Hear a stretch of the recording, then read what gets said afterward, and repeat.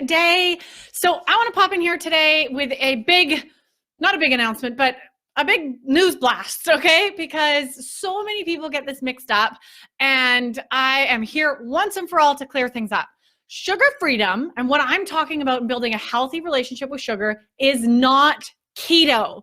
I know left and right magazines, news articles, TV, Facebook, all we're hearing these days is keto, which is just the newest fad diet that's going around. And, this isn't a video where I'm going to talk about my opinions, my thoughts around keto, although they might weed in. But I just want to explain to you the difference in what I'm talking about and what we dive deep into in the Sugar Freedom Collective, because it's not the same thing. Okay, sugar freedom is putting in the work, healing your, relationship with sugar, rewiring your old patterns so you're not, habitually eating sugar or turning to food, and doing some of that deeper work so that you can get to this place that I've coined sugar freedom, which is a place where you get to choose to indulge in sugar when you want, on your terms, right? No guilt, freedom. So yes, it's a place where there's a moderate amount of sugar being included in your life. This is how I live. I don't eat a lot of sugar, but I do on a daily or bi-daily, basis, choose to have some here and there. I'll put a little honey in my tea, or I'll have a glass of wine. It's on my terms, and it's not the cravings controlling me. It's not in all my food. It's really a healthy moderation and a healthy relationship with sugar. That's what sugar freedom is. Keto, on the other hand, is the new diet modality where you remove all carbohydrates from your diet. So really cutting out drastically carbs, which can be separated, for those of you who don't know, maybe into like complex carbohydrates and simple carbohydrates. The simple carbohydrates are sugar, pure sugar right away in your bloodstream, insulin spike, all the stuff that we talk about when we talk about sugar. The complex carbohydrates are full of nutrients and fiber and vitamins that help slow the release of sugar in your bloodstream. The fiber being the key piece here. So we need, as human beings, we need 3 macrobiotic nutrients: fat, protein, and carbohydrates to live and function.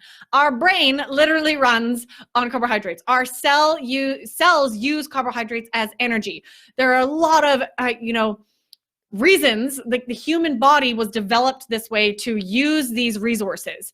And the issue isn't cutting them all out. The issue is not overdosing on them like our society is. Overdosing constantly.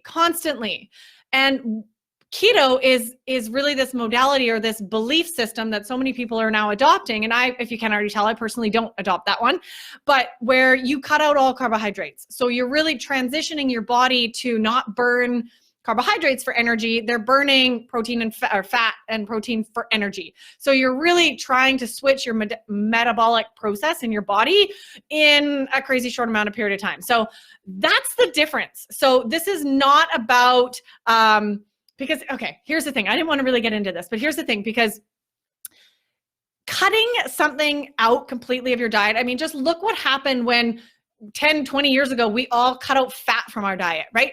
Cutting out these macronutrients that are so vital for our health can be a really tricky road, because we don't really know what damage we do. I mean, we figured out what was happening pretty quick with fat, right? We were all starving our cells and our brains and everything, and people were getting very sick from cutting out fat, right? This whole no fat craze. So now there's the let's cut out carbohydrates phase, which we went to a while ago too, but we've done this before, right? What's next? The cut out all protein phase? I don't know, right? But here's the thing, is that trying to switch your body's whole natural processing system into burning something else for fuel is not something that on a cellular biological level, I believe we can do in a lifetime. Maybe over time in evolution, we could develop those genes and those cells. I don't know. But at this stage, it's really becoming about so many people jumping in just to lose weight.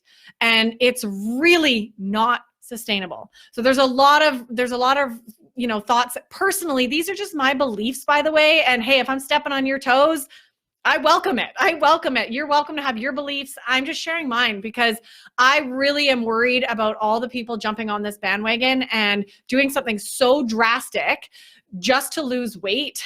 Can be really dangerous because we still don't know the damage that it's doing, when our body produces the ketones in our liver and all the things. We really don't know. And the biggest reason why I don't buy into it is because it is not a lifestyle change.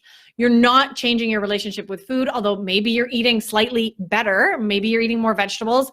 You're not doing the deeper work. Those people who are getting on this fad, and you're not, finding that moderation that's actually realistic for your lifestyle. I know so many people, and I'm seeing them left and right, people doing keto for, a month or a couple months or maybe a year, and then realizing that it just didn't work for them. It wasn't sustainable. They couldn't eat out.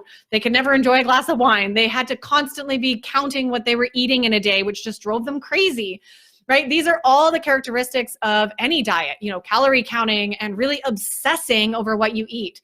And I'm of the belief that it's so important to tune inward, figure out what works for your body, and find that happy moderation where you're not having to weigh yourself or count your food or not be able to just enjoy a big pasta meal with a glass of wine if you're going out with friends.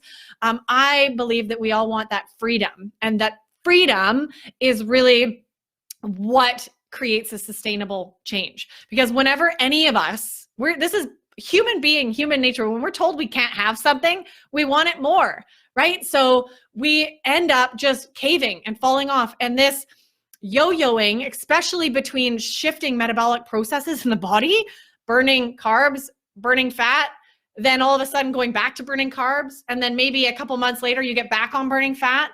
This yo-yoing is super dangerous for your health. Especially, if you're losing weight rapidly. Anything that tells you to lose weight quickly is very, very dangerous and hard on all of your organs and all of your systems. So there's my 2 bits. Okay, I'm not going to keep going on this, just my 2 bits. And again, I welcome you to have your own opinion, absolutely. But I prefer to step back, look at the big picture, and really see what's going on. And it's not, from what I've seen, this sustainable change that is proven to actually work. I mean, I just can't wrap my mind around it ever being okay to take out a macronutrient from the diet and think that the body is meant to live that way. It would be like all of a sudden deciding we don't need calcium or we don't need vitamin D to be healthy. We would never think about removing a vitamin or a mineral from, our body. So really, really interesting when you start looking at it. But I would love to know your 2 bits. So I hope that made sense because, and please, I'd really love to hear, post in the comments below. That's really the difference. I hope it makes sense between sugar freedom, getting to this place with healthy moderation where there's no guilt.